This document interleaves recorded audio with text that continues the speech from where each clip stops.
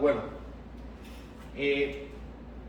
como seguimos ayer, una charlita, comenzamos a hablar, un conversatorio informal, donde pues vamos a tocar varios temas, yo le voy a preguntar unas cosas y pues ahí primero quiero que más o menos usted se presente, el coronel, qué tal, y de ahí arrancar, porque si nos metemos de una a hablar de libertad, nos quedamos aquí 4 horas y pues la idea pues es también almorzar. Y pues abuelo, yo lo primero que le quiero sí, ya estamos hablando, esto empezamos así. Yo lo primero que le quiero preguntar es, usted ya tiene 83 años, este año va a cumplir 84. No, al revés. 82 voy a cumplir 83. 82 va a cumplir 83. Sí. Ya casi. Y usted, 3 meses. y usted está como una uva. Gracias a Dios. Gracias a Dios. Hace poquito estaba viendo un doctor que está especializándose en longevidad. Longevidad. Entonces yo creo que eso ahorita ya como avanzando la medicina, eso va a ser una práctica que va a ser muy común en el futuro cercano, digo yo. Entonces él dice que lo que como él le pregunta a la gente a qué edad, cuál es su esperanza de vida, entonces la gente le dice no, 96, 94, tal. Y él dice ok, ¿y cómo quiere llegar a esa esperanza de vida? Entonces la gente, al entrevistador le dio un ejemplo y el entrevistador le dijo no, pues yo quiero ser hábil de seguir caminando, de que mis funciones cognitivas estén al día. Entonces si yo algún día llego a ir a ese doctor, yo voy a decir que a los 83 años quiero estar como usted, abuelo. ¿Cuáles son sus secretos? ¿Qué diría usted que lo ha ayudado a llegar a esta etapa de su vida de tan buena forma? Bueno, mira, qué pregunta tan difícil y ya no es tan fácil de contestar, ¿no? Difícil porque para lograr eso, quizás es necesario vivir la vida inteligentemente. ¿Qué significa vivir la vida inteligentemente? Significa que cada paso que tú vayas a dar, tienes que pensarlo para no caerse, para no caer en los huecos que el camino de la vida te va presentando, por un lado. Y por otro lado, tratar de cultivarse espiritualmente, intelectualmente y mantenerse físicamente. Esos 3 parámetros yo los he cuidado, tratando de manejarme lo más adecuadamente posible en el campo intelectual, manejarme igualmente en el campo espiritual, mantener mi actividad física. Si tú logras controlar esos 3 parámetros, tú vas a prolongar la vida y prolongarla, como estabas explicando, de una manera eficaz, efectiva, que tú estés a mi edad de casi 83 años, caminando perfecto, sin necesidad de un bastón, trotando, mamando gallo, echando broma, bailando, cantando en el karaoke como anoche. Y eso es muy bonito. Y eso es lo que ustedes, las generaciones que nos siguen, deben de tomar como ejemplo. Sí. La forma de vida, con esos 3 parámetros. Sí. Yo creo que hay 3 cosas a usted que lo ayudaron mucho, de lo que yo lo conozco, que son 3 cosas que los que lo conocen saben que son muy suyas. Lo primero es que usted pues toda la vida se ha ejercitado mucho. Sí. Ha hecho trotar siempre, sí, y sus ejercicios de fuerza respectivamente. Y deporte, yo practiqué todos los deportes. Segundo, que usted duerme muy bien, abuelo. Sí. Usted es una persona de que usted a la hora que dice me voy a dormir, se queda a dormir, se duerme que sus 8 o 9 horas diarias. No, ya antes era, yo me acostaba a la hora que me acostara a las 9 y un solo tirón hasta la hora de levantarme. Y a medida que uno va entrando el año, eso ya no escapa al control de uno. Uno ya se para a orinar una vez, 2 veces. Uno de pronto se voltea y el hecho de voltearse dormido se despierta. Entonces ya no hago el tirón de un solo golpe, sino que me despierto 2 o 3 veces en la noche.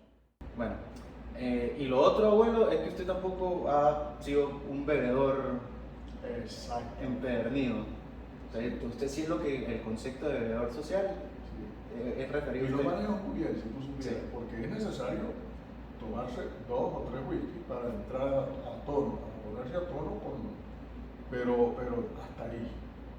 4 whisky o más de 4 whisky se pierde un poco el control. Entonces tú debes siempre mantenerte sobrio, mantenerte dueño de tu mente para que no cometas estupideces, porque el borracho siempre comete desafueros. Sí. Y qué bonito que uno se mantenga siempre con el dominio intelectual de uno mismo para no caer en los huecos que va presentando la fe. Entonces, ese es otro secretito. Sí, no, y yo creo que uno de verdad, los años mozos, ahorita, mi generación, cóchale, yo tengo conocidos que salen de fiesta absolutamente todos los fines de semana. Tengo otros amigos que tienen unos hábitos no tan saludables, de bebida, de no hacer ejercicio y eso. Y pues eso al final acarrea otras cosas, porque cuando usted no se siente bien físicamente, hay cosas que no quiere hacer, y ahí es como que uno se va cayendo como en una depresión, una cuestión bastante lógica. Ya terminada esta parte, se fue la luz, pero bueno, aquí seguimos. Lo otro que le quería preguntar, abuelo, usted nace en el Cobre. Aquí en el páramo del Zumbador. En el páramo del Zumbador, pero me imagino que lo presentaron ahí en... Sí, porque esa es una aldea del Cobre, del municipio Vargas. Muy bonito, por cierto. Muy bonito, bello ese lugar. ¿Cómo fue nacer en el páramo tachirense, en el páramo andino? Bueno, mira, la familia mía era una familia numerosa, para empezar. Porque mi mamá fue casada 2 veces, tenía 3 hijos antes de conseguirse a ese gran hombre que fue mi papá, don José del Carmen Guerrero. Y eso encarriló a aquella señora jovencita, ya viuda, la encarriló en la vida, no en riquezas ni cosas de esas, sino en la formación de un hogar ejemplar. Y entonces ese hogar, carente de muchos recursos económicos, hacía lo que podía, papá hacía lo que podía para sacar adelante esa gran familia, porque éramos alrededor de 14, y siempre había agregados de otras familias, sobrinos, tal, que llegaban a donde don José del Carmen, que era el que resolvía todo. Entonces era una enorme familia. Entonces mi papá tenía una finca en el Zumbador, en donde había poquitas vacas, pero se producían algo de leche para sustentarse. Y ellos, además de la leche y la agricultura, que a mi papá le encantaba la agricultura, también producían algunas cosas como pasteles y café, y pasteles y chicha y una cantidad de cosas, porque acuérdate que en aquella época no existía la carretera panamericana que entra por el Vigía, y tampoco existía la carretera de los Llanos que entra por Barinas. La única forma para llegar a San Cristóbal era por la carretera transandina que hizo Gómez, que entraba todo el mundo por el páramo del Zumbador, La Grita, Tobar, Mérida.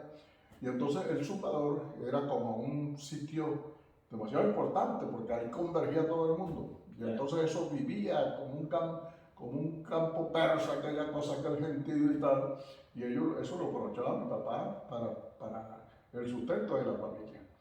De pronto mi papá también era llamado para ejercer cargos públicos, generalmente en Queniquea.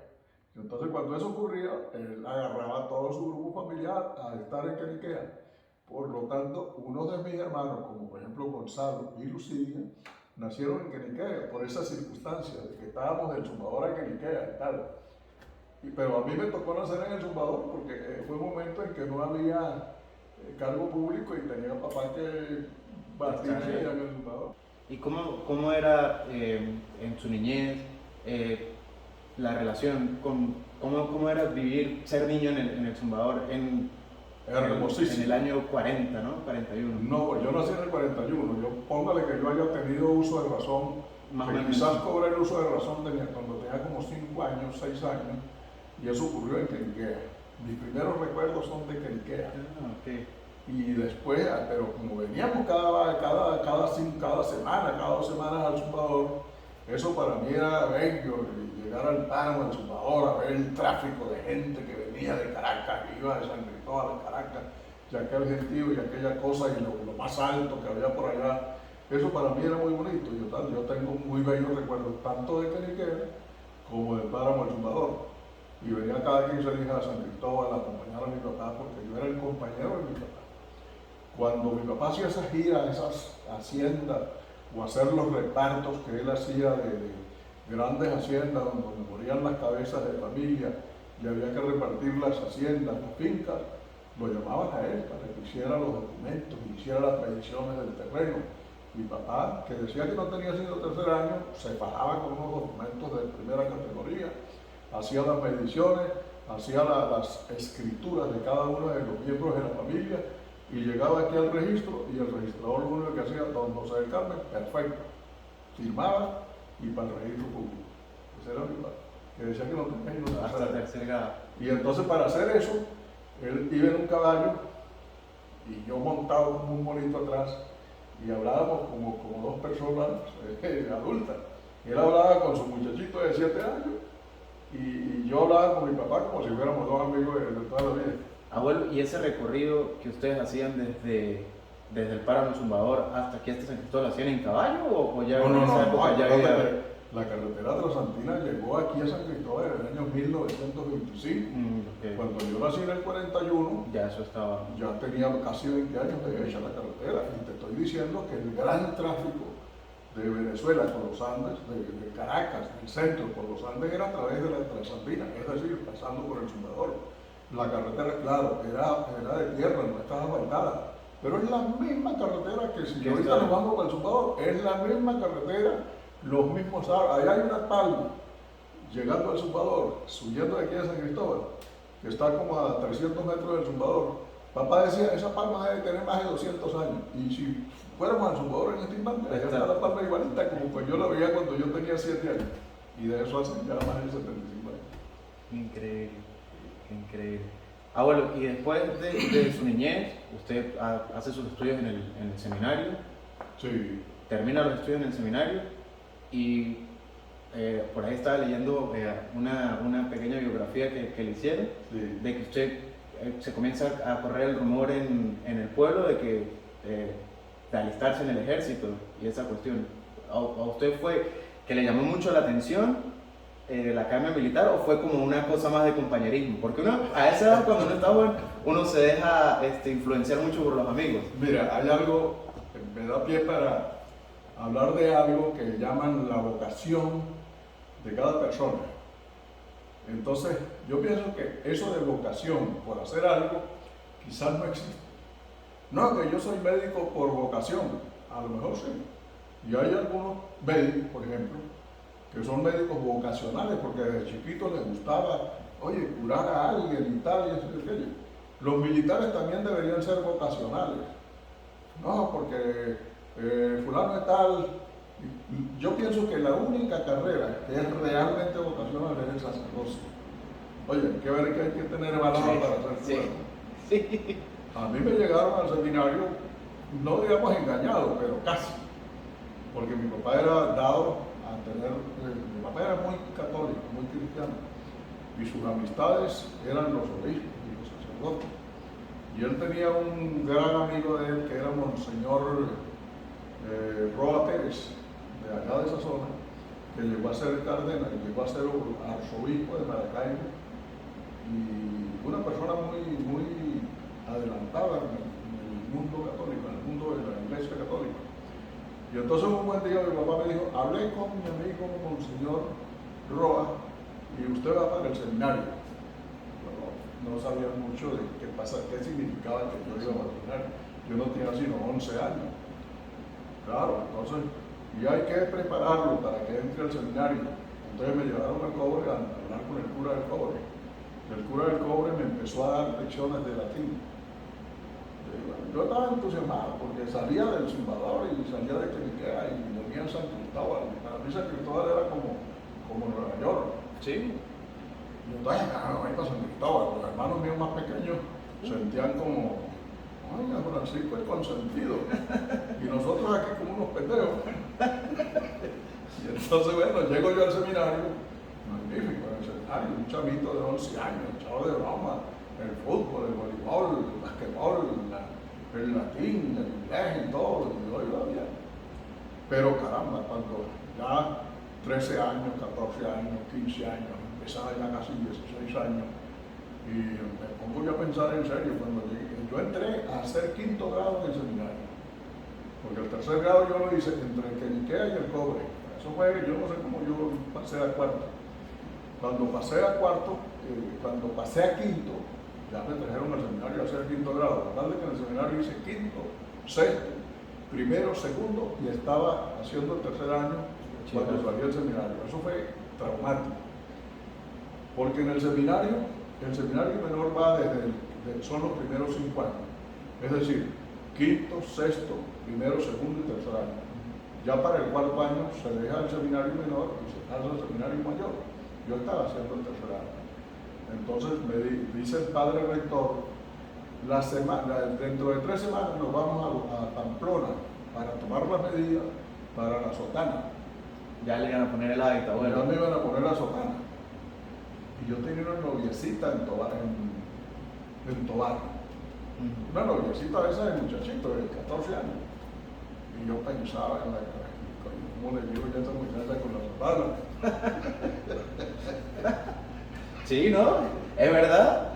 Y entonces, cuando yo soy cura y cuando yo sea viejito, no voy a tener mujer, por lo tanto no voy a tener hijos. Ya mi papá y mi mamá se han muerto. Entonces yo me voy a encontrar solo en el mundo. Qué vida tan triste la de un sacerdote, decía yo, a esa edad, razonando de mi futuro. Muy bonita, porque yo era muy creyente, claro, en la fe católica y tal. Pero por otro lado, muy complicado, conchuda. Entonces voy y le digo al padre, en un día había que hacer una boleta para hablar con el padre rector, y cuando deseo hablar con el reverendo padre rector, y me dan la entrevista. Y entonces le digo al padre, porque había ocurrido otra vaina, ¿no? Aparte de la noviecita. Sí, ya, de lo mismo, ¿no? Había ocurrido que la ropa me la lavaban en la casa, y la ropa la mandaban desde Tobar en la línea, que venía todos los días de Tobar a San Cristóbal, y llegaba el envío a la puerta del seminario, el talego de la ropa.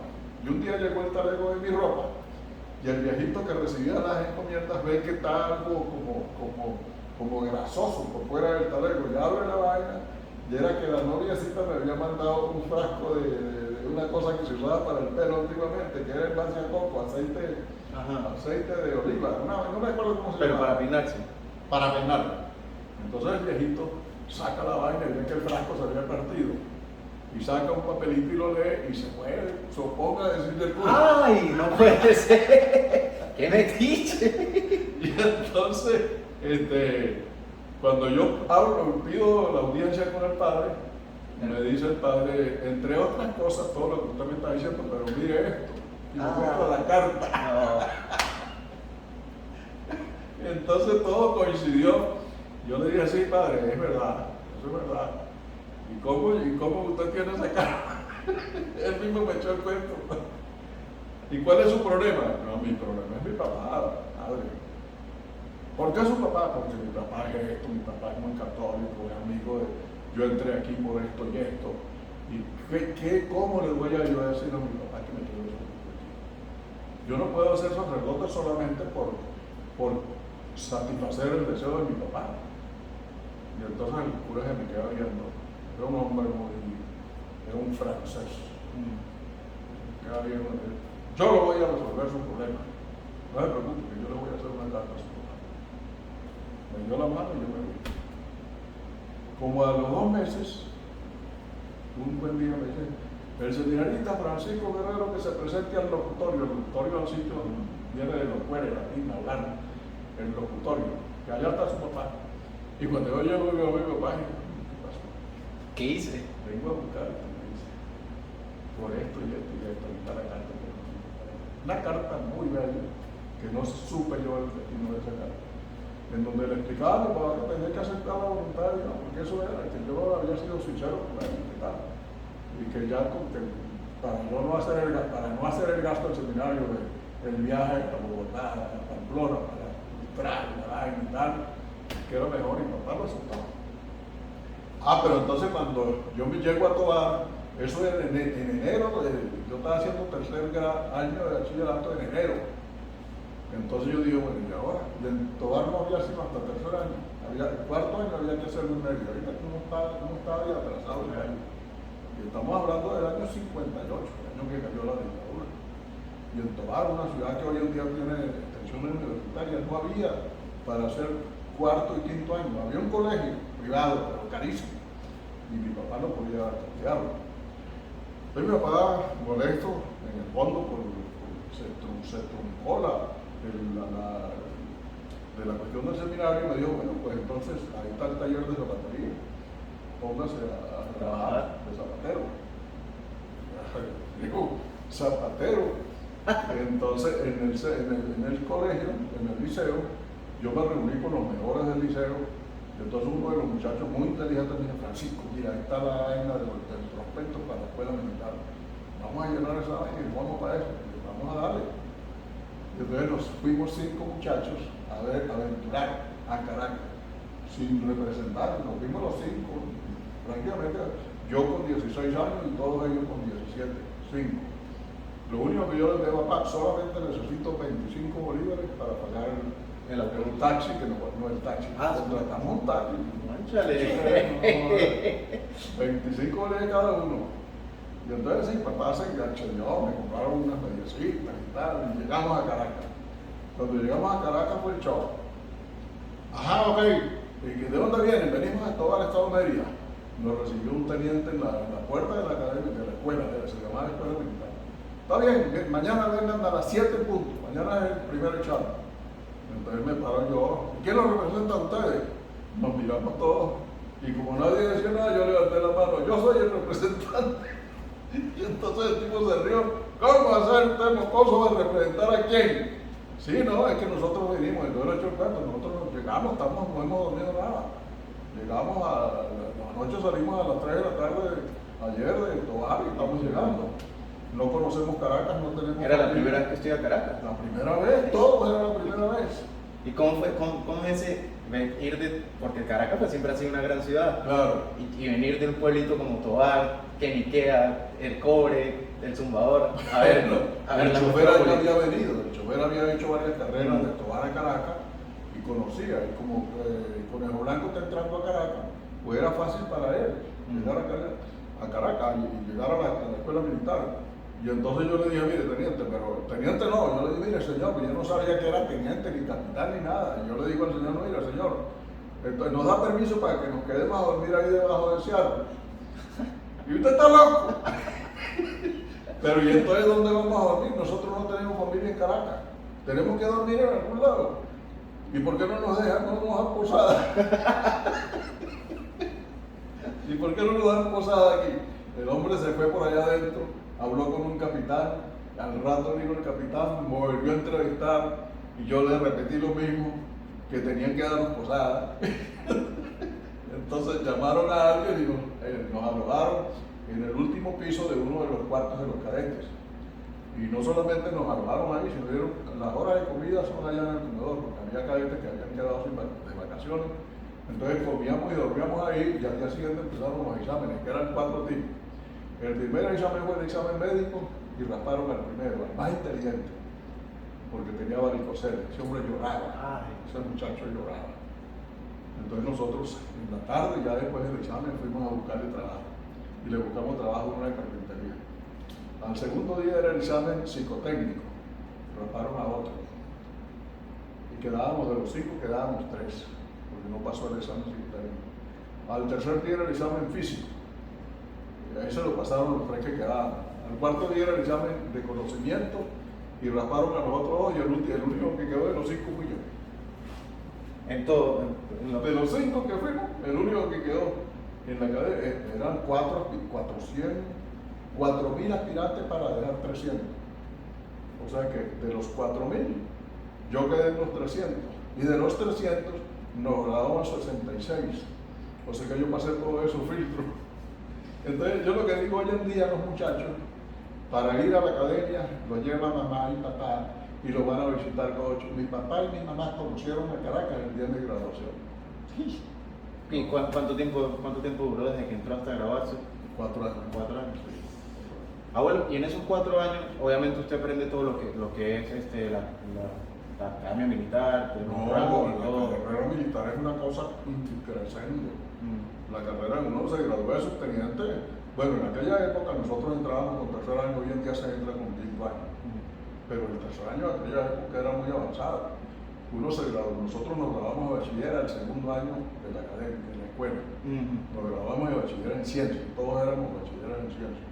Y los 4 años ahí se estudiaba, se completaba el bachillerato y y se iniciaba la carrera militar. Luego de graduarse uno va haciendo distintos cursos para ascender en cada grado.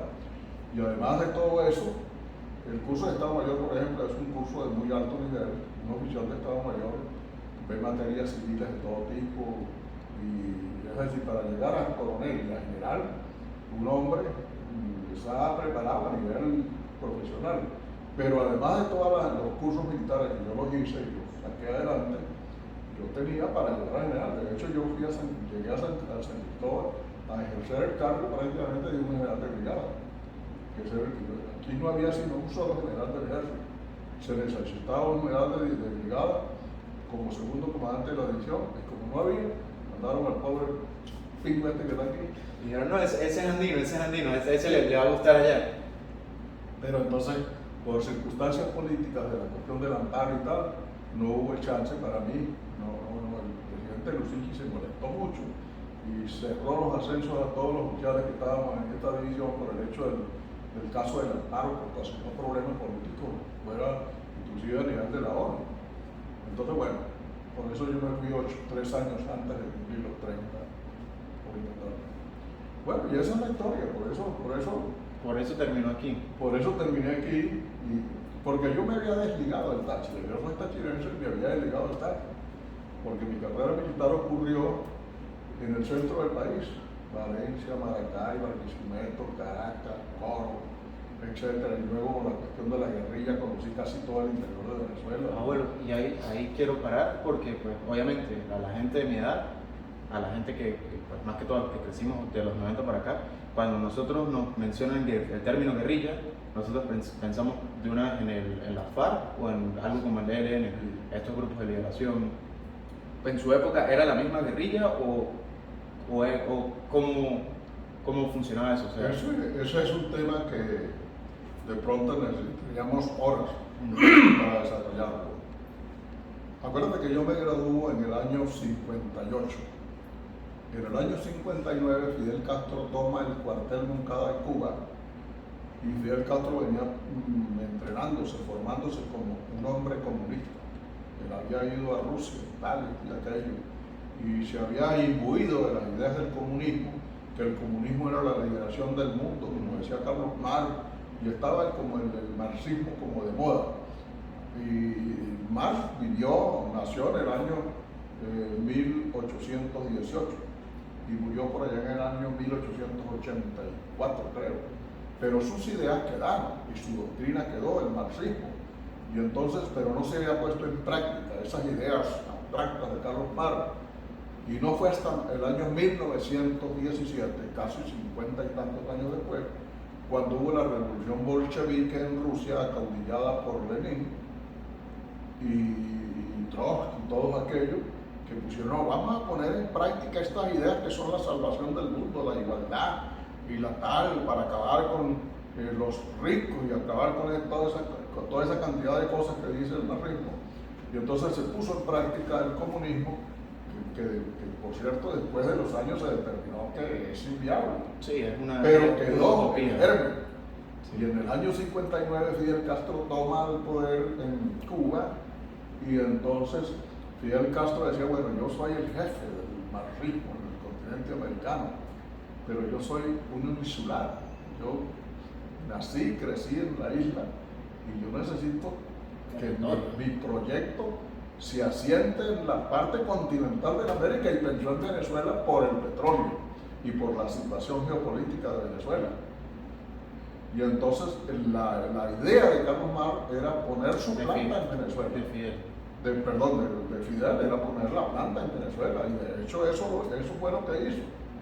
Y él viene a Venezuela en el 59, ya tenía la democracia un año, acuérdate que empezó en el 58, y empezó el gran problema para Venezuela, porque entonces los jóvenes de aquella época, todo el mundo en las universidades tenía el virus del marxismo, del comunismo.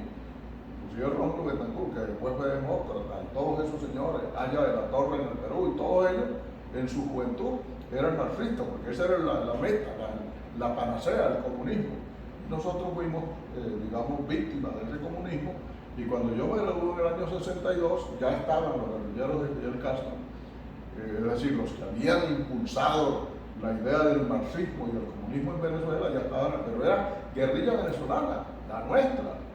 Yo combatí guerrilla durante los años 62, 63, 64, 65, hasta el 67. ¿A quiénes combatíamos? A la guerrilla venezolana, la FARC, Fuerzas Armadas de Liberación, todos esos grupos de guerrilleros.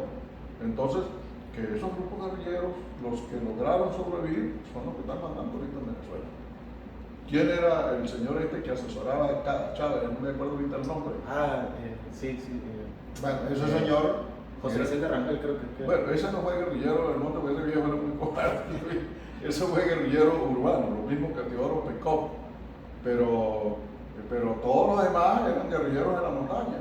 Entonces nuestra guerra era, claro, en la época de nosotros, cuando nos empezamos a formar como oficiales, fue el eslabón entre la dictadura de Pérez Jiménez y el inicio de la democracia. Por lo tanto, nosotros fuimos muy bien formados, porque además de la instrucción militar que nos daban en la escuela militar, recibíamos conferencias de demócratas de alta talla, y nos metieron en la cabeza que la base de todo era la libertad, porque la libertad es la base de la democracia, para desarrollar la iniciativa, para que tal, eso de que el rico es el malo y el pobre es el bueno, la misma Iglesia Católica tiene esa, que el rico es el que entra, pero difícil es que entre un rico por el ojo de una aguja. Es más difícil eso que el rico entre al reino de los cielos. Total, de que toda esa cuestión, esa ideología, en mi época de formación de oficial y de los oficiales que se formaron en mi época, se formaron como oficiales demócratas, de apoyar la libertad, que después vino Chávez y echó todo eso por tierra. Entonces, eso es una historia muy larga, eso de la guerrilla. Pero la pregunta tuya, la guerrilla que combatimos era guerrilla venezolana. Los únicos que intentaron de Cuba, cuando desembocaron en Machurucuto y cuando desembocaron en la zona de las playas de Puerto Cabello, esos no cristalizaron, porque nuestras promociones que estábamos en actividad acabamos con los de Machurucuto y los de Palmasola, pues en la zona del estado de Carabobo. Eso los acabamos, por lo tanto no hubo guerrilleros combatientes en el territorio venezolano, sino los propios venezolanos, los cuales nosotros acabamos. O sea que se puede decir que usted protegió la soberanía del país. No yo, sino mi generación militar. Las promociones del 62, 63, 64, 65, hasta el 67, inclusive un año antes de la mía, la del 61. Como militares, combatientes, fuimos los que acabamos con la guerrilla en Venezuela, lo que no pasó en Colombia. En Colombia empezó lo mismo que empezó en Venezuela, más o menos en la misma época, y la parte política colombiana no le pararon. Dijeron, eso son unos locos allá en Marquetalia y tal. Locos, fíjate donde llevó el problema de Colombia, que todavía está. Sí, es que lo que pasa es que en Colombia se juntaron dos cosas, se juntó esa ideología y se juntó el narcotráfico, que es una fuente de ingresos infinita. Además de eso, claro, se fortalecieron el uno con el otro. Y entonces se le hizo muy difícil a Colombia, a la parte política colombiana, hacer un combate doble a la guerrilla y al narcotráfico, que estaban en una simbiosis. En Venezuela, afortunadamente, primero hubo una voluntad política. Hubo un líder político, que fue Rómulo Betancourt, con el Carlos Andrés Pérez como ministro del Interior, y desde un acuerdo de los políticos dirigentes de aquella época de apoyar a las Fuerzas Armadas, creamos 13 batallones de cazadores, no 13, el esfuerzo administrativo y logístico para crear 13 batallones de cazadores con el solo objeto de acabar con la guerrilla. Eso fue la ciudadanía venezolana no aprecia en su justo valor el esfuerzo que se hizo en Venezuela para terminar con esa vaina. Lo más triste, para venir a caer en el año 99 con Hugo Chávez, que lo que nosotros hicimos él lo desbarató. Sí, pero bueno, me parece también interesante, porque por ejemplo, esta parte, lo que usted me está contando, yo nunca lo escuché ni en las noticias, ni lo vi en historia contemporánea en el colegio, ni nada de eso. O sea, estoy completamente ajeno a eso y me imagino que como yo, habrá una cantidad de personas, qué sé yo, 100.000 personas que no tienen ni idea de que eso pasó en Venezuela, ni cómo se originaron estos problemas de guerrilla y esas cuestiones. Entonces, pues por eso también pues, me parece interesante. Quería preguntarle precisamente eso, porque pues de eso no hay información, creo que nunca nadie ha hablado de eso. Esa pregunta, pudiéramos estar aquí horas. No, es que estamos como peluqueando locos, sí. Pero es precisamente por eso, porque si nos explayamos en un tema historia, tema historia contemporánea, cuando se separó, cuando Venezuela se independiza, podríamos aquí durar 3-4 días. Claro.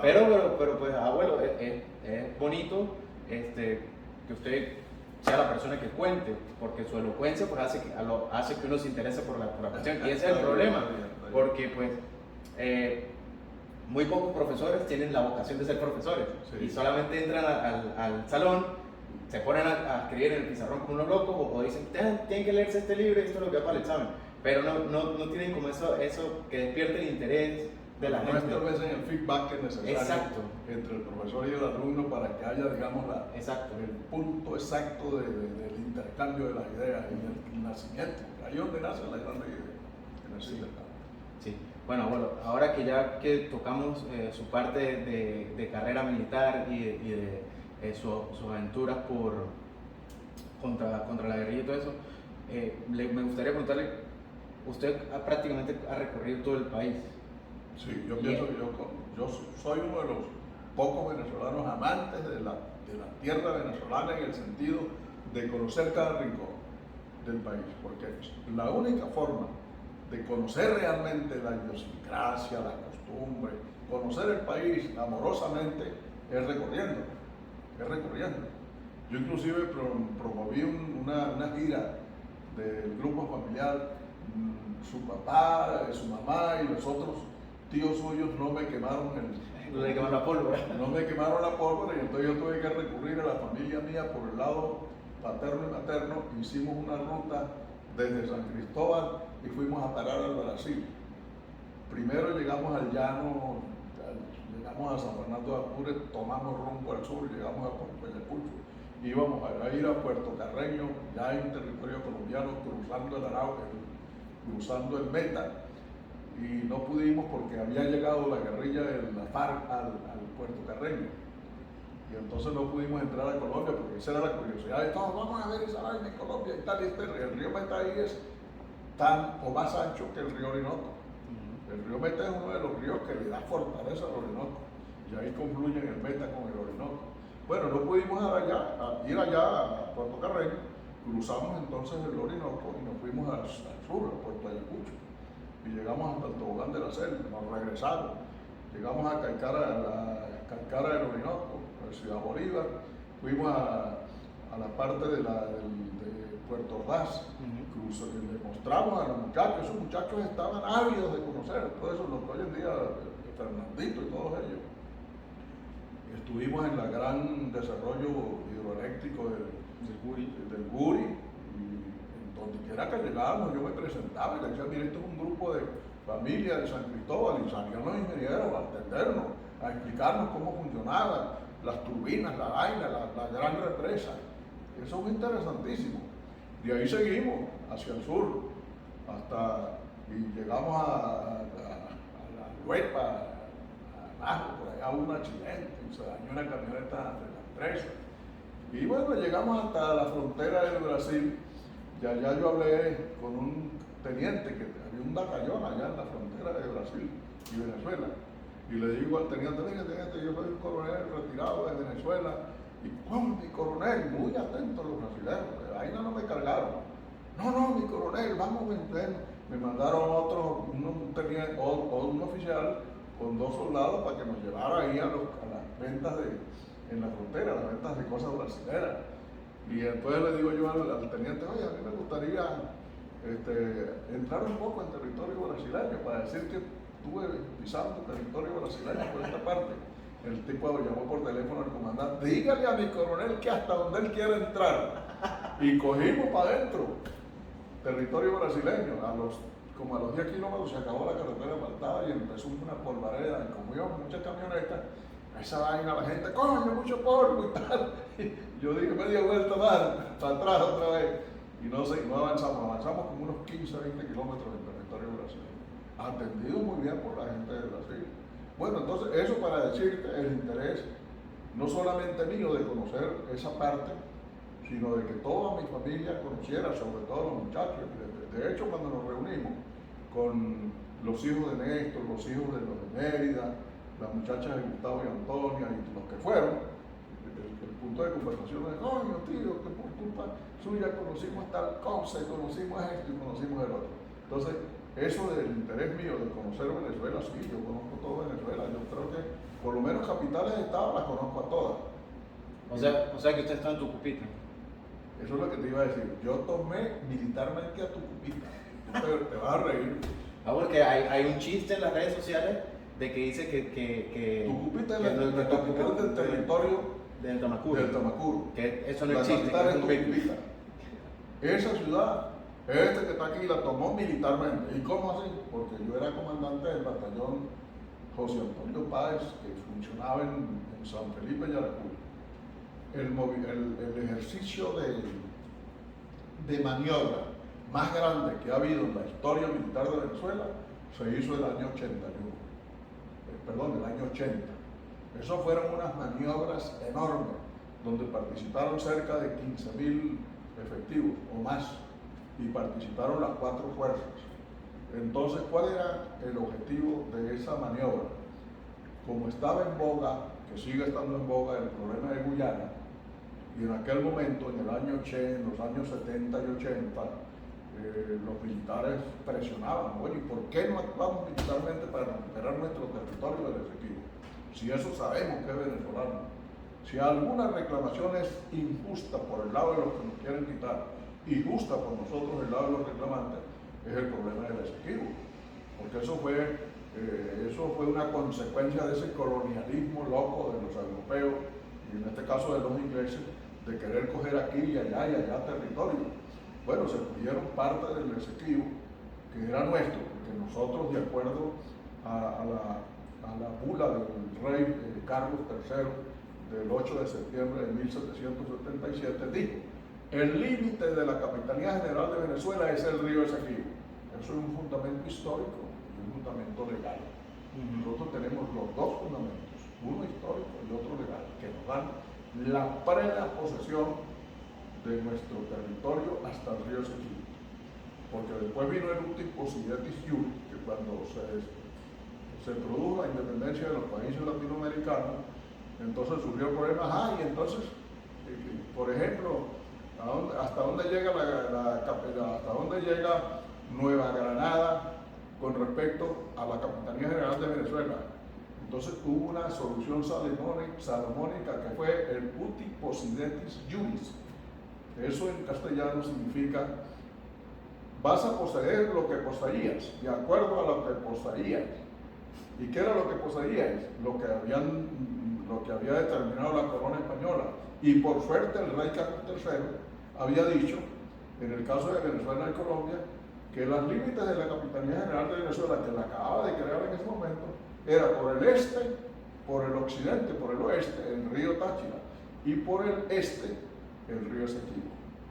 Entonces nosotros tenemos toda la razón. Primero, por la Real Cédula de Carlos III, el 8 de septiembre de 1777. Y segundo, por el ultim possidetis iure, que nos dice que ese es nuestro límite. Entonces, ahí está la situación. La pregunta es, ahorita No, del Tamacuro, que usted está diciendo que el ejercicio militar. ¿Por qué tomé yo del Tamacuro? Entonces se hizo una gran maniobra simulando cómo sería la toma de Guyana, militarmente. Es lo que debió haber ocurrido. Entonces, bueno, todas las fuerzas de tierra convergimos por tierra, y en este caso se simulaba tomar una primera ciudad que era Maturín. Yo tomé el aeropuerto Maturín con mi batallón, pero no era yo solo.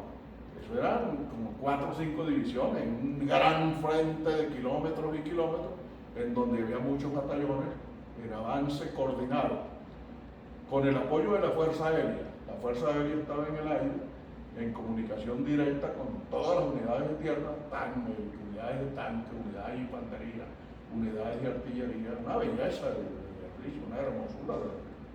Y luego la Fuerza Naval, toda se corrió hasta el Caribe Oriental para el apoyo naval.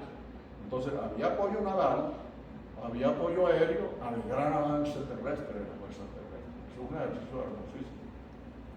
Y dentro de ese ejercicio a mí me tocó primero tomar el aeropuerto de Maturín, que se suponía que el aeropuerto de Maturín, en una realidad, se iba a convertir en una base importantísima para el uso de la Fuerza Aérea contra Guyana, porque Maturín está cerca en la parte oriental de Guyana.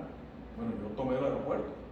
Y recuerdo yo que cuando yo llegué al aeropuerto con mi batallón, un batallón de infantería son 700 hombres, 4 compañías, 3 compañías de infantería, una de apoyo y una de comando. Y entonces yo daba mis órdenes por mi radio.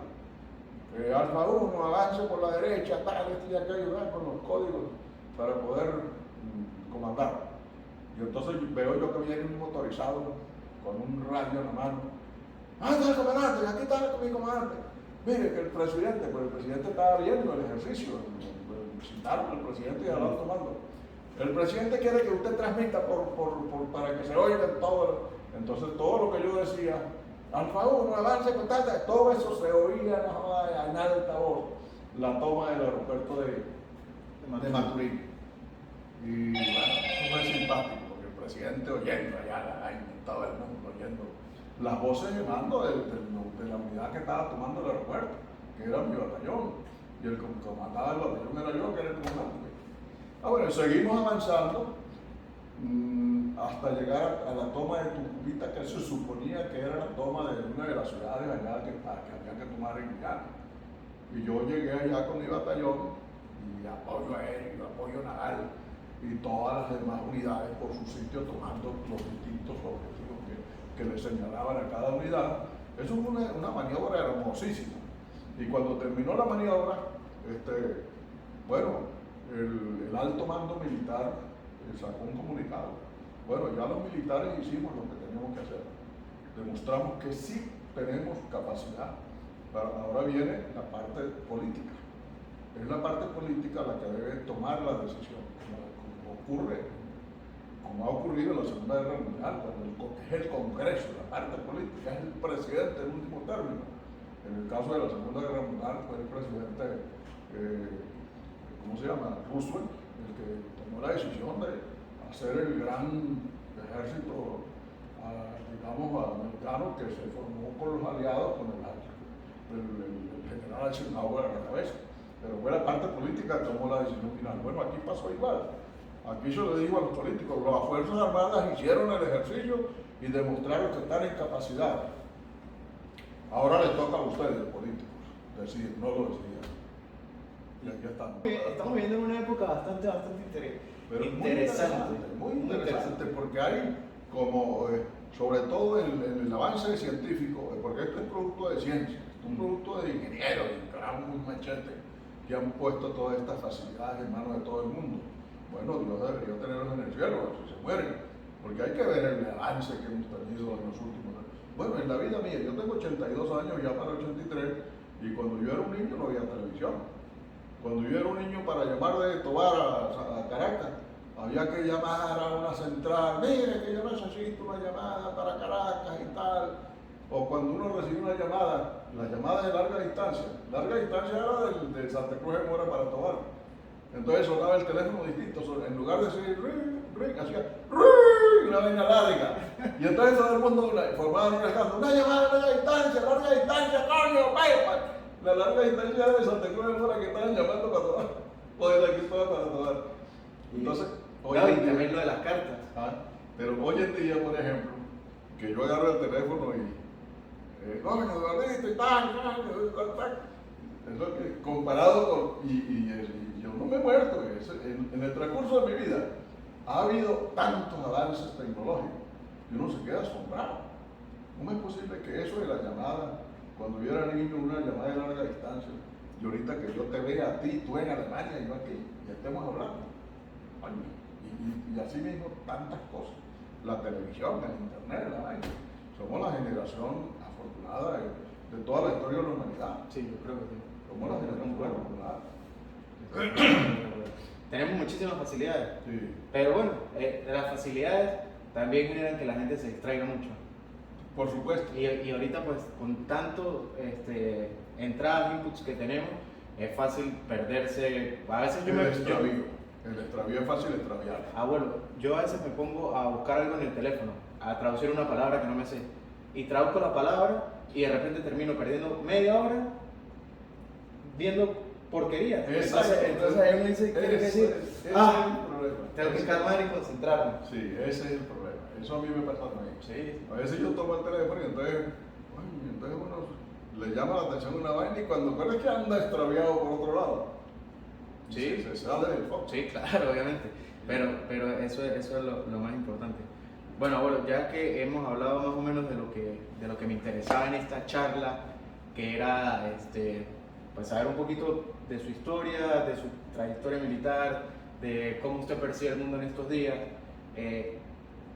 quiero preguntarle ¿qué cosa usted haría diferente en su vida si pudiera cambiar algo o si no cambiaría nada?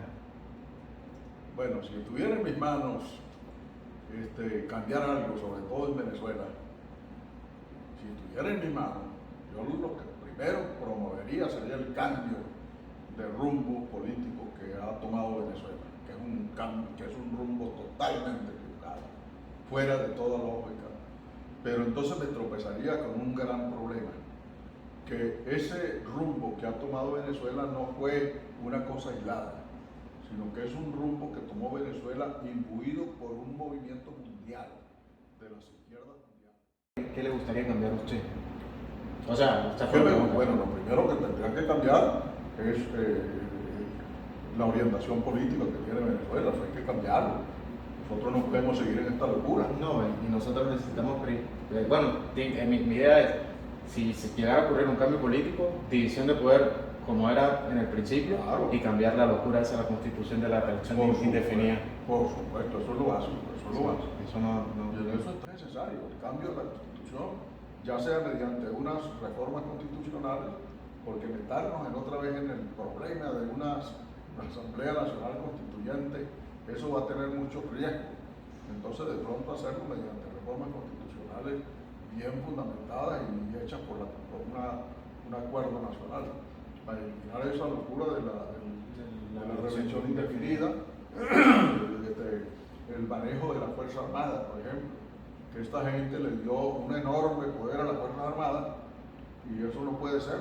Los ejércitos están al servicio del pueblo y no al revés. Los ejércitos están para garantizar que la libertad, la soberanía territorial, el orden, y no para que los ejércitos apuntalen un gobierno X y entonces entre las Fuerzas Armadas y ese gobierno X avasallen al resto de los ciudadanos, que es lo que está pasando ahorita. Entonces todas esas son las cosas que yo cambiaría. ¿Y a nivel personal? ¿Cómo? A nivel personal. A nivel personal yo estoy satisfecho con lo que he hecho, con mis grandes errores, porque todos hemos y con mis grandes aciertos.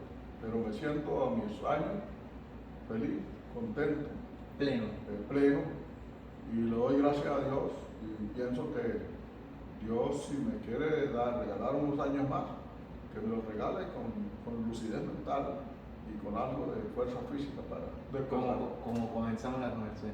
Ahora, otra cosita que ya también me ha causado mucha curiosidad es el talento que usted tiene con las damas, el manejo suyo con las señoritas, el nivel de coqueteo que usted maneja es una cosa que a mí me asombra.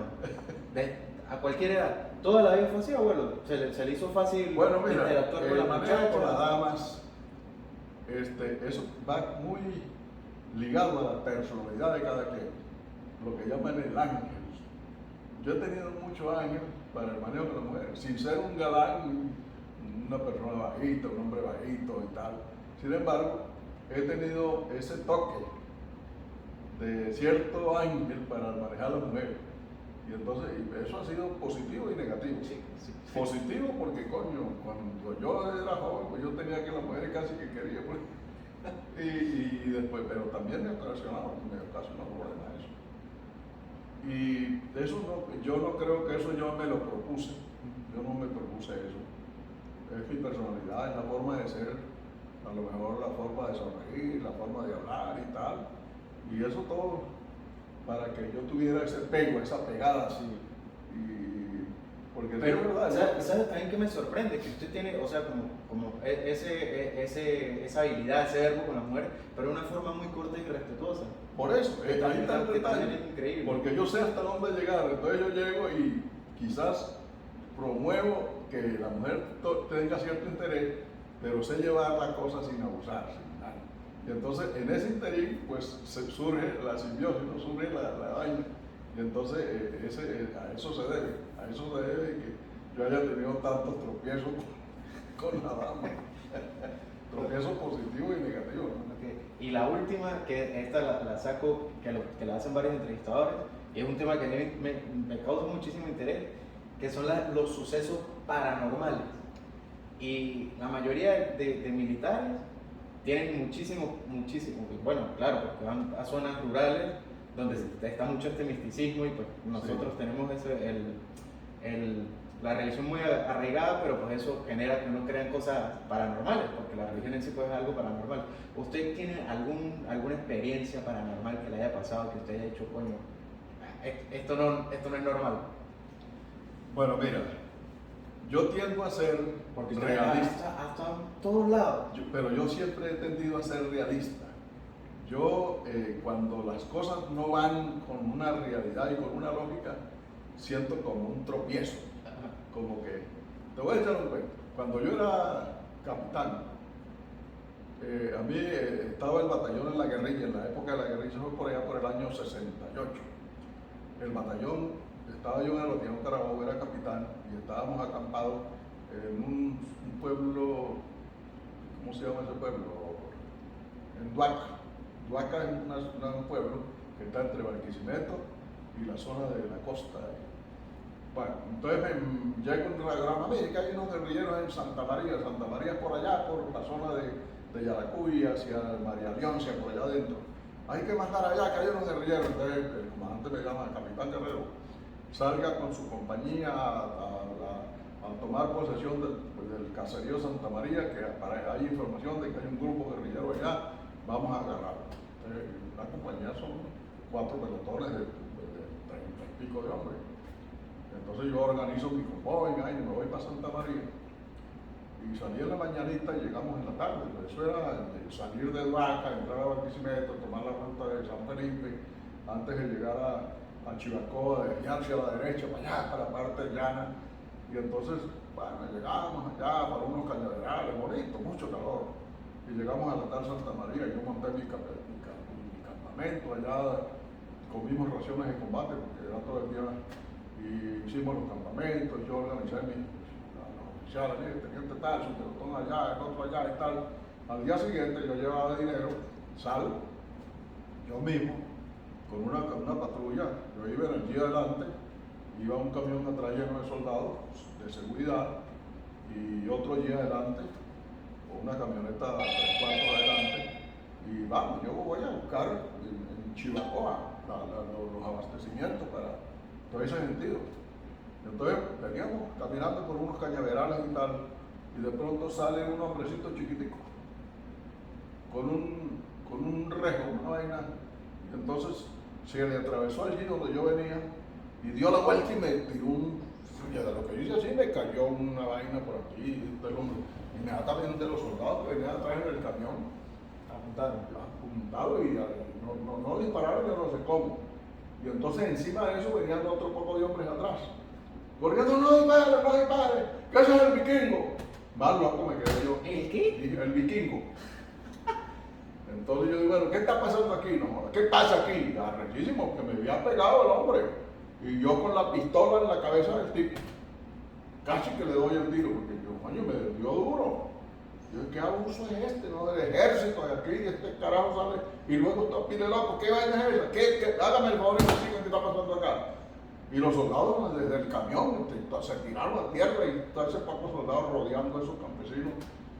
Y bueno, explíqueme qué está pasando aquí. Entonces salió un señor, capitán, sabía que yo era capitán, capitán, disculpe, caramba, ¿qué tal el vikingo? ¿Cómo es esa vaina? ¿Usted está loco? No, es que estamos aquí al lado de Sorte. ¿Cómo que al lado de Sorte? ¿Qué Sorte? Sorte es el sitio aquí donde aparece la vaina. Y entonces yo, vamos a ver cómo es la cosa. Acompáñenme. Y entonces un poco soldados protegiéndome a mí. Y al carajo eso lo cargaban casi que de empujones. No, para la gente que no sepa, pues Sorte es aquí una montaña. Es una gran. Yo venía avanzando por una gran llanura de cañaverales, bonito, caliente aquello. Pero al lado derecho había una montaña. Entonces salimos a pocos metros, como 3 cuadras, salimos entre un camino de cañaverales y empezamos ya en las estribaciones de la montaña, baja un río, bonito el río, clarito. Y ahí estaba un poco de gente haciendo rituales, vaya. Entonces el Señor me explica, no, es que aquí es el templo de la reina María Leonza.